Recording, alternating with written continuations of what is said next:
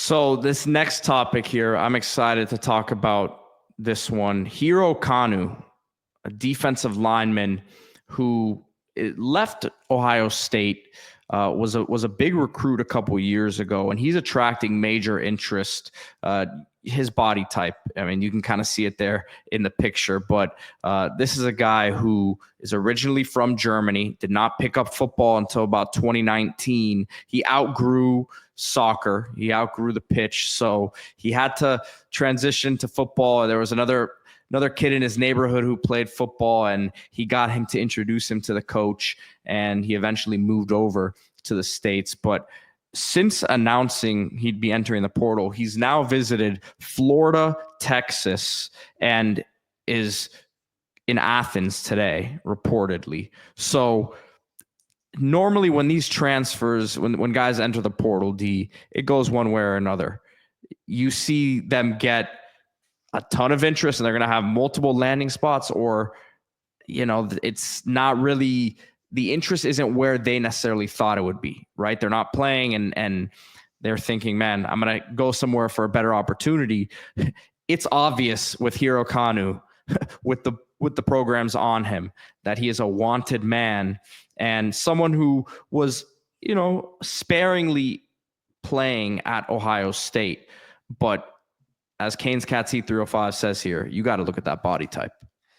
Yeah, and look, Ohio State's got first, second rounders all over that defensive line. So I'm not saying he's a third rounder, right? But I'm just saying if you were a third rounder and you're playing behind second and first rounders, doesn't mean you're not a good player. So he really had a tough situation in terms of what was ahead of him. But the body type, 6'5", 305.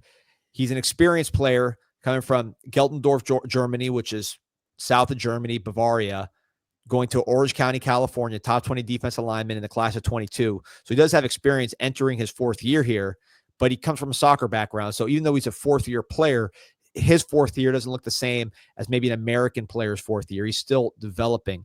He's played in real games, played in the Big Ten title game, played against Indiana, played in 2 playoff games, didn't play in the final.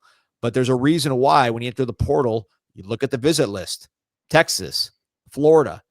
He's at Georgia right now, making a decision here either tomorrow on Wednesday or Thursday. You can never have enough defensive linemen with traits, with body type, with athleticism, as long as they have a good attitude. And this is someone that clearly he just wants a chance, and he's been coached at a high level. Ohio State has some of the best defensive line development in the country. He's been getting that defensive line development, and he's got a chance, man. Got pretty interesting lore from Sergeant Morhew. These guys all have different backgrounds, right? So Nigerian father, German mother. Again, didn't play much, played soccer, so played football, but not American football, and just got too big. He said he was actually a goalkeeper as well. So, it might have worked. There's some big goalkeepers out there, but I would say football physically. So I was reading a story, and he said he played center back as well, which, if you're not familiar with soccer, that's one of the defensive players in the middle of the field there. So those guys are normally more physical, and he said he would get called for fouls, and he said, "Look, I'm not doing anything." He said he would just kind of touch the other players, and they would fall. So that's when he knew that he needed to find a sport that allowed more physicality. Well, he's found it, certainly. And look, I think people are wondering why guys that had so little production from a stat standpoint get these opportunities. There just aren't that many people with this body type and athleticism walking the earth. That's why you go all the way to Bavaria to get these guys. They just don't come around that often. And someone like this is going to continue to get opportunities. UF, Texas, Georgia. If I were him, I'd probably prioritize getting on the field, right? Because Georgia's going to have a lot of guys like him. He could be caught in a similar situation where he is now Texas, the same thing. UF is one that probably makes a lot of sense, playing next to Caleb Banks. They lost a lot in their front seven, didn't necessarily replace it in the first portal window. So that's a fit you could see making sense. Yeah, without a doubt. But that's an interesting one, man. And he's got to decide here. I saw that Texas, their enrollment closes Wednesday. So pretty much has from when we're going live now on Tuesday afternoon. So Texas, their enrollment closes. Then I'm guessing Florida and Georgia's has to be closing in the next couple days as well. Yep. So decision coming Any day now. Said either Wednesday or Thursday. So we'll find out soon. Sergeant Morhew says he's better off heading to a G6 school. Sergeant Morhew, man, we know you're a UNLV fan. You got a biased view of it. But listen, I'm not completely against what you're saying either. A guy like him with that size, if he goes somewhere and puts up some nice numbers, shows some pass rush ability with that size, he's getting drafted the next year because he's able to show it on tape. So I just hope wherever he goes, he's able to actually be a major part of the rotation in the defensive line. Yeah, no, you want to see him get reps, and NFL wise, it doesn't matter how you get there. If he gets to a place where he has a productive year, he's going to get a chance, just like he's getting a chance now here on the portal.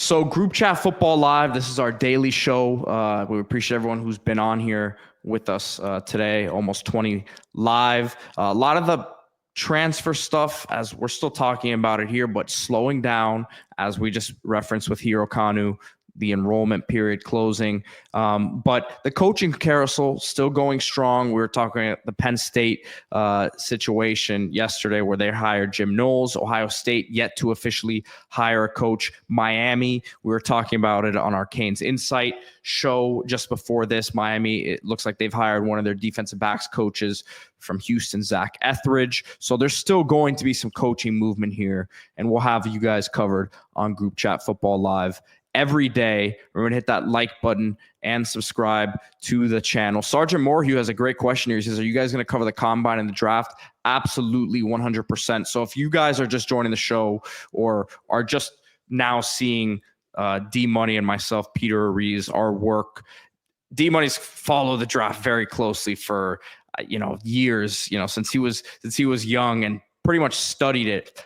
I'm an NFL agent myself. I've represented, first round picks, undrafted free agents, been involved in, negotiating second deals, and I've been very involved in the draft process. So we're very well versed in the NFL draft and everything that goes around with it. We talk to NFL people ourselves. So 100% we're going to be doing a lot of content based around the draft. It's Senior Bowl week. It's Shrine Game week. So keep an eye out later this week. D and I are going to do our, digging. We've been following everything that's been happening this week in Mobile and then also in Texas there for the Shrine Game. So we'll come with some really detailed stuff as the week goes on. Yep, can't wait to watch all these names that we've been following in college make some money and follow their dreams, man. So one of the funnest times of the year. All right, everyone. Appreciate you joining us today. Remember to like the video, subscribe to the channel, and get in the comment section. Let us know what you guys want to see here on Group Chat Football Live.